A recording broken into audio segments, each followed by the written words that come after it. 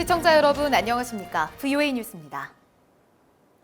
도널드 트럼프 대통령이 북한 김정은 위원장의 세 번째 친서를 받고 곧 만나기를 희망한다고 밝혔습니다.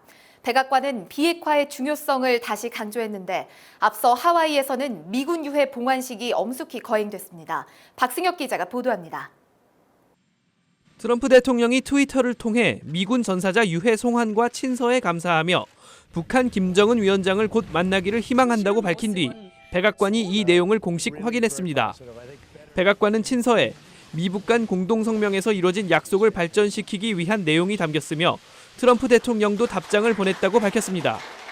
하지만 2차 정상회담에는 선을 그었습니다. Certainly open to that discussion, but there isn't a meeting planned. We have responded to Chairman Kim's letter. The president has. 앞서 하와이 진주만의 히컴 공군기지에서는 1일 저녁 북한에서 돌아온 미군 유해의 봉환식이 엄숙히 거행됐습니다. 55구의 유해는 성조기에 덮인 운구함에 모셔졌고 미 육해공군 장병들이 이들을 운구했습니다.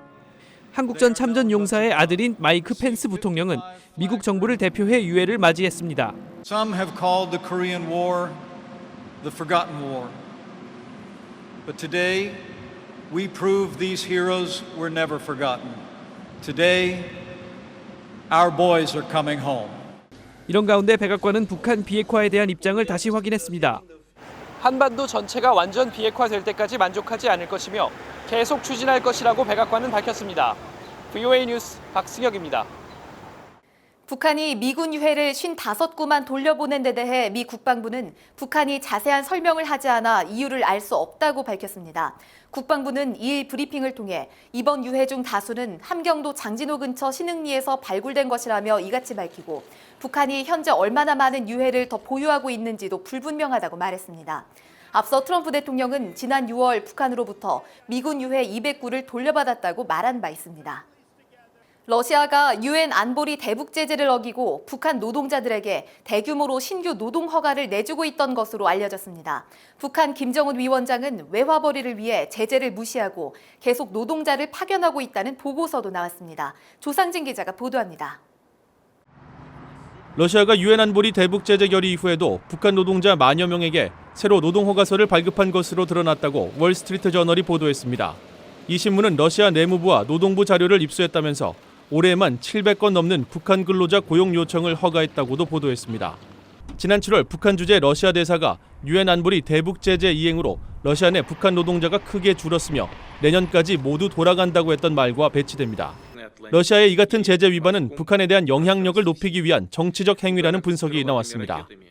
They are no longer continuing to enforce these sanctions 100%. They have a different view than the Trump administration does about the value of those sanctions in providing continuing leverage at the negotiating table.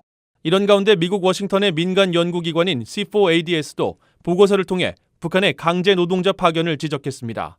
김정은 정권은 외화 획득을 위해 국제 제재를 무시하고 계속 해외 노동자를 파견하고 있다는 것입니다. 보고서는 또 러시아와 중국에서는 북한 노동자 수가 줄지 않았고 오히려 많은 기업들이 신규 고용 허가를 신청하고 있다고 밝혔습니다.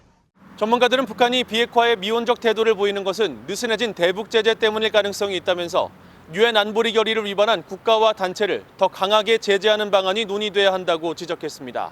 VOA 뉴스 조상진입니다. 중국의 왕이 외교부장은 한반도 종전선언 이슈는 시대 흐름이고 남북한 등 모든 국가 국민들의 열망을 반영하는 것이라고 주장했습니다. 아세안 지역 안보포럼 참석차 싱가포르를 방문한 왕 부장은 기자들을 만나 한반도에서 전쟁이 반복되는 것은 누구도 원치 않을 것이라며 이같이 주장했습니다. 왕 부장은 이어 대북 제재는 북한의 비핵화 진전에 따라 다시 고려돼야 한다고 입장을 밝혔습니다. 해리 해리스 주한 미국 대사는 종전선언이 이루어지려면 비핵화를 향한 북한의 움직임이 있어야 한다고 밝혔습니다. 해리스 대사는 서울에서 기자 간담회를 열어 종전선언을 하기 전에 이루어져야 할 입증 가능한 비핵화 움직임이 없다면서 북한이 구체적인 비핵화 조치로 핵시설 명단을 제출하면 좋은 출발점이 될 것이라고 강조했습니다. 한편 마이크 폼페오 국무장관을 수행 중인 국무부 고위 관계자는 폼페오 장관은 아세안 지역 안보포럼 ARF에서 각국의 대북 제재 이행 의무를 강조할 것이라고 밝혔습니다. VOA 뉴스 마칩니다. 시청해주신 여러분 고맙습니다.